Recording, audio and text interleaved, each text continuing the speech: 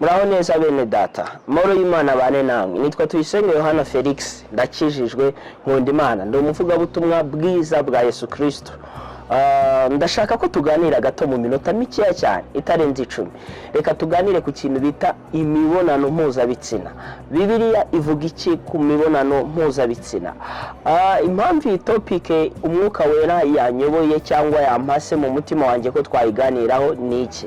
Nuko muri iki gihe dufite ikibazo hano mu bihugu bya Afrika bitewe n'umuco w'Abanyafrika ko kera byari sakirererwa kubona umukobwa utarashaka cyangwa umusore yakoze imibonano mpuzabitsina. Murabizi mu Rwanda ho iyo umukobwa yasamaga atarashaka baranamurohaga, ku buryo ubu nko muri Uganda nahoze ndeba amakuru barimo baravuga abana bo mu munsi y'imyaka 12 b'abakobwa bemererwe gukoresha uburyo bwo kudasama, abandi mu muco bakabyanga, abandi ati nibabikore kubera ko nibatabikora inda ziriyongera. So no mu Rwanda murabizi dufite icyo kibazo cy'abana b'abangavu batwara inda zitateganyijwe. Rero icyo ni ikibazo gikomeye. Imibonano mpuzabitsina, Bibiliya ivuga iki ku kintu kijyanye n'imibonano mpuzabitsina? Nk'abizera, abakristo, abakijijwe cyangwa n'umuntu utarakizwa ariko ukunda kumva ukuri, Bibiliya ivuga iki ku kintu kijyanye n'imibonano mpuzabitsina? Nicyo tugiye kuganira rero. Mu Burayi ho imibonano mpuzabitsina si ikibazo, kuko ho mu Burayi n'ibihugu byateye imbere washaka kuryamana n'umuhungu mugenzi wawe, wakwiyumvamo kuryamana n'umukobwa mugenzi wawe nawe uri umukobwa, wakwiyumvamo kuryamana n'ikindi kintu cyo cyose, wakwiyumvamo umuhungu n'umukobwa we kuryamana, umubyeyi aba afite urugo, umwana we akazana na boyfriend we bakararana mu cyumba cye nta kibazo.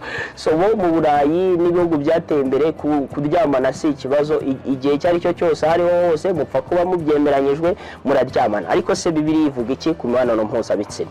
Reka dusome ijambo ry'Imana ubundi bwo tuganira iminota mikeya. Reka dusome ijambo ry'Imana Paul yandikira itorero ry'Abaroma mu gice cya mbere umurongo wa 16. Aravuga ngo rega ubutumwa bwiza ntibinkoze isoni, kuko ari imbaraga y'Imana ihesha uwizera wese gukizwa uhereye ku Muyuda ukageza ku Mugiriki. Kuko muri bwo hariho gukiranuka kuva ku Mana guhishurirwa, guheshwa no kwizera kugakomezwa nako, nk'uko byanditswe ngo ukiranuka azabeshwaho no kwizera. Dusimbutse tugasoma ku murongo wa 26 Abaroma, biravuga ngo nicyo cyatumye Imana ibareka kurarikira ibyonona, ndetse bigeze ubwo abagore babo bakoresha imibiri yabo uburyo bunyuranye n'ubw'Imana, bunyuranye n'ubwo yaremewe. Uyu murongo tumve neza. Nicyo cyatumye Imana ibareka kurarikira ibyonona, ndetse bigeze ubwo abagore babo bakoresha imibiri yabo uburyo bunyuranye n'ubwo yaremewe. 27 kandi n'abagabo nuko bareka kugirira abagore iby'imibiri yabo yaremewe, bashyushywa no kurarikirana. Abagabo bagirirana n'abandi bagabo ibiteye isoni, bituma mu mibiri yabo bagarurirwa ingaruka mbi yo kuyoba kwabo. Kandi ubwo banze kumenya Imana, nicyo cyatumye Imana ibareka ngo bagire imitima yabaye akahebwe bakora ibidakwiriye. Aho nashakaga tuvuga cyane ni Abaroma igice cya 26 ngo abagore bakoresha imibiri yabo ibyitaremwe. 27 bitivuga ngo kandi n'abagabo nuko ngo bareka kuryamana n'abagore babo, ahubwo bakararikirana bakaryamana ari abagabo ubwabo. Iki ni ikibazo cyari i Roma, aho hari icyo twita kuryamana ko abantu bahuje ibitsina kuri hejuru cyane. Abagabo baryamana n'abagabo, abagore baryamana n'abagore. Rero Paul abandikira ababwira ati bagore ntimukaryamane kuko imibiri yanyu ntiyaremewe kuryamana. Abagabo namwe ntimukendane kuko ngo n'umujinya ugarurirwa abendanye uburi hejuru cyane. Nashaka kuvuga iki rero? Bibiliya ivuga iki ku mibonano mpuzabitsina? Nuko ihame rya mbere rya Bibiliya ry'imibonano mpuzabitsina nuko abantu baryamana ari abantu babiri badahuje igitsina. No kuvuga umukobwa cyangwa umugore n'umugabo, cyangwa ntago Imana yaremye Adam imuremera Eva, nibo bagiranye intimacy, niho kuryamana kwemewe hagati y'abantu babiri. Mu buryo bwa Bibiliya bw'Imana bw'umuremyi wacu nuko kuryamana kwemeye hagati y'abantu babiri badahuje ibitsina. No kuvuga umugabo n'umugore, abo ngabo babiri. Rero nabo babiri badahuje ibitsina, ntago umuntu yemerewe kuryamana mu buryo bwa Bibiliya cyangwa ku bantu bakijijwe ntiyemewe kuryamana n'umuhungu abonye cyangwa umukobwa wese abonye. No, Bibiliya ivuga ko nibyo twese uko turemye turi ibiremwa bigira bigira ibyiyumvo biri sexuel cyangwa bigira ibyiyumvo byo gukora imibonano mpuzabitsina. Umwana w'umukobwa yakuze imyaka guhera ku myaka 9, 10, 11 n'ibiri nicyo twita abamaze kuba umwangavu, atangira kugira imihango, amabere atangira kuza, ibyiyumvo byo gushaka umuntu badahuje igitsina bimuzamo. N'umusore nuko atangira kwirotera ibyiza imyaka 13, 4 nuko twese turemye dufite ibyiyumvo by'imibonano mpuzabitsina. Ariko Imana iravuga ngo nubwo mubifite mugomba kugira kwirinda cyangwa kwiyobora, mukayoborwa n'Umwuka Wera, mugahunga icyatuma muba engaged mu mibonano mpuzabitsina mu gihe mutaragera igihe cyo gushaka. Nashakaga kuvuga iki rero, nuko nubwo waryamana n'umuntu mudahuje igitsina nk'uko Imana ari bo yaremye ko bakwiye kuryamana, ntago wemerewe kubikora hanze y'urushako cyangwa mariage. Abantu babyemerewe mu buryo bwa Bibiliya ni umugabo n'umugore bonyine. Ntago abana batoya, umusore n'umukobwa babishatse, ukuhuye n'umuntu ukabishaka, ntago wemerewe. No, ntago ari byo.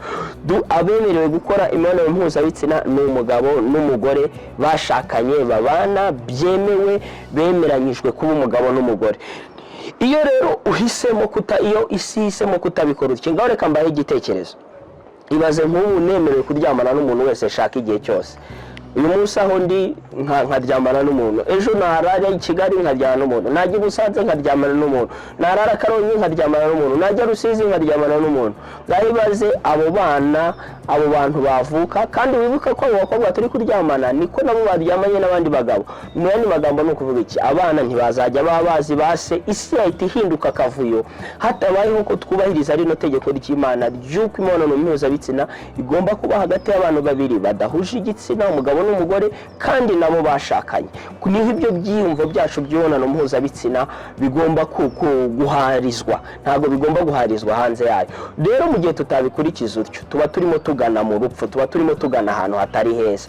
Rero icyiza nk'uko Bibiliya ibivuga neza mu gitabo cy'Abakorinto ba mbere, reka tuhasome Abakorinto ba mbere ibice 7. Bibiliya umurongo wa mbere avuga ngo ibyerekeye ibyo mwandikiye byiza nuko umugabo adakora ku mugore, ariko kubwo kwirinda gusambana umugabo wese agira uwe mugore n'umugore wese agira uwe mugabo. Umugabo ahe umugore we bimukwiriye, kandi n'umugore nawe abigenza atyo ku mugabo we, kuko umugore adatwara umubiri we ahubwo utwarwa n'umugabo we, kandi n'umugabo nawe adatwara umubiri we ahubwo utwarwa n'umugore we. Ntimukimane keretse ahari musezeranye igihe, kugira ngo mubone uburyo bwo gusenga kandi mwongere guhura Satani atabagerageresha iruba ry'imibiri yanyu. Rero kubwo kwirinda ubusambanyi nabuvuze. Ubusambanyi bwa mbere ni abantu baryamana bahuje ibitsina, ubwo nubwo busambanyi kategori ya mbere. Haba abakobwa baryamana n'abakobwa, abahungu baryamana n'abahungu, abihinduza ibitsina, abaryamana n'inyamaswa, ubwo bwose iyo niyo kategori ya mbere y'ubusambanyi, kuko Imana ntiyaremye ko abantu bahuje ibitsina, homosexuals, abantu bahuje ibitsina rero baryamana. Iyo niyo kategori ya mbere y'ubusambanyi. Ubusambanyi bwa kabiri ni abahungu n'abakobwa baryamana ariko atari umugabo n'umugore, ubwo ni ubusambanyi kategori ya kabiri. Ubusambanyi kategori ya gatatu ni umugabo uca inyuma akaryamana n'undi mugore utari uwe, cyangwa umugore uca inyuma umugabo akaryamana n'undi mugabo utari uwe, ubwo ni ubusambanyi kategori ya gatatu. Rero biravuga ngo kubwo kwirinda ubusambanyi umugabo wese, hariya tumaze gusoma Abakorinto ba mbere 7, umugabo wese agira uwe mugore n'umugore wese agira uwe mugabo. Umubiri w'umugabo ni uw'umugore we, umubiri w'umugore ni uw'umugabo we. Ngo ntibakimane, bajye baryamana igihe babishakiye muri mariage, ntibakimane kereka igihe bapanze kutaryamana babishatse. Rero nashaka kubabwira iki bene data, nshuti zanjye u Rwanda, hari umuntu uherutse kubaza, arabaza ngo ese kuki buri gihe nakoze imibonano mpuzabitsina nta nemera iby'agakiza n'Imana, ngo ariko numva mbabaye, mfite agahinda, nihebye. Kubera iki? Ni ikigaragaza ko igihe cyose ukoze imibonano itakorewe muri mariage, bya bindi twavugaga umugabo n'umugore, nyuma uhita wumva ko wakoze ikintu kiri imoro kidakwiriye. Imana undi yabiremye rero, yaremye ko ibyiyumvo byacu by'imibonano mpuzabitsina bizajya bibera mu rushako. Hanze y'urushako ni icyaha. Rero urubyiruko, bana batoya, twige gutoza imibiri yacu kwifata, kwirinda, kuzura Umwuka Wera, kwizera Yesu, kubona ubugingo buhora, ariko bukanadufasha no kwirinda tukagira imbaraga hejuru y'icyaha, tukagira imbaraga ziyobora imibiri yacu. Tuzagira imiryango myiza. Igihe gikwiriye uzagira umugabo wawe, igihe gikwiriye uzagira umugore wawe, muryamane, kuko Imana impamvu yaduhaye ibyiyumvo by'imibonano mpuzabitsina rimwe ni ukugira ngo abantu bakomeze babeho, ubwo ni ukubyara. Kabiri ihindura ubumwe umugabo n'umugore, ngo bombi baba bahindutse umubiri umwe iyo baryamanye, amaraso amaminerals yabo agahura, baba bahindutse umwe. Ni n'uburyo bwo kwerekana urukundo hagati y'abashakanye. So igihe gikwiriye rero ibyo byumvo byawe uzabikoresha cyangwa bizakora mu buryo bukwiye.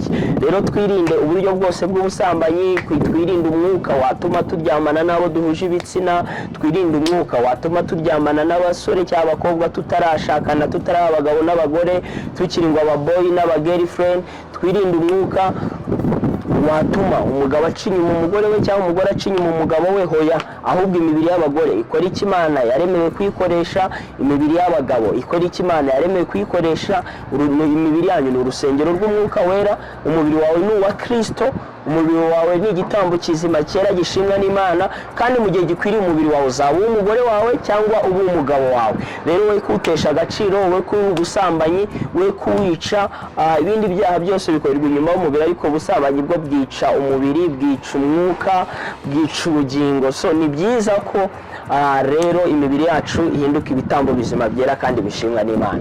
Murakoze cyane, Imana ibahe umugisha. Ubutaha Imana niduhe umugisha wo kongera kuganira, reka tuzaganire abantu b'urubyiruko, tuzaganire ni gute wamenya uwo Imana yakuremeye, cyane gute wamenya umugabo wawe cyangwa umugore wawe cyangwa uwo muzabana. Abantu benshi bajya babyibaza, ni gute abafite abasore 10 bambwira ko bankunda, namenye ute ukwiri? Abasore nabo nuko namenye umugore Imana yandemeye. Utereka ubutaha tuzarebe how to know the right one, ni gute ushobora kumenya ukuri Imana yakuremeye muzabana iteka ryose. Murakoze cyane rero, twirinde ubusambanyi, imibiri yacu tuyihe Yesu. Ibintu byose turabyemerewe, dufite ibyiyumvo, ariko byose siko byatugiriye inyungu ko turyamana nabo tubonye, hoya. Usibye kuba kuryamana nabo hari indwara zanduriramo, hari ayo depression no gufiringa giti, agahinda n'umubabaro, hari uko kwiheba. Abana benshi basigaye akambwira ngo nta rukundo nkigira. Kubera ko utagira urukundo, maze kuryana n'abahungu batatu bane nyuma barajyanga n'iki, ndumva nta muntu nkikunda ubaho. So ibyo byose rero ni izo ishu zose ni icyo kibazo.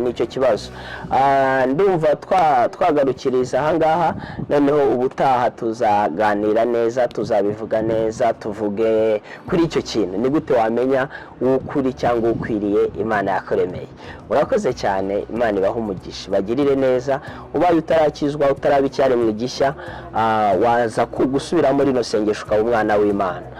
Mwami Yesu, ndakwakira mu mutima wanjye, mbabarira ibyaha byanjye, unyeze, umbyare bwa kabiri, unyezesha amazi n'amaraso yavuye mu rubavu, unyezeho ibyaha byose nakoze. Uyu munsi mbaye icyaremwe gishya, nijeje umutima kuri umwami, natuje akanwa ko Imana yakuzuye, ndakijijwe, mbaye umwana w'Imana guhera uyu munsi kugeza iteka ryose. Ubaye warubaswe n'umwuka w'ubusambanyi buryo butandukanye, umwuka gutuma uryamana nabo mu muhuje ibitsina hafi aho, umwuka wose w'ubusambanyi, reka nabwo aka kanya imbaraga z'umwuka wera zikubohore, zibohora umwuka wawe, zibohora umubiri wawe, zibohora intekerezo zawe n'amarangamutima.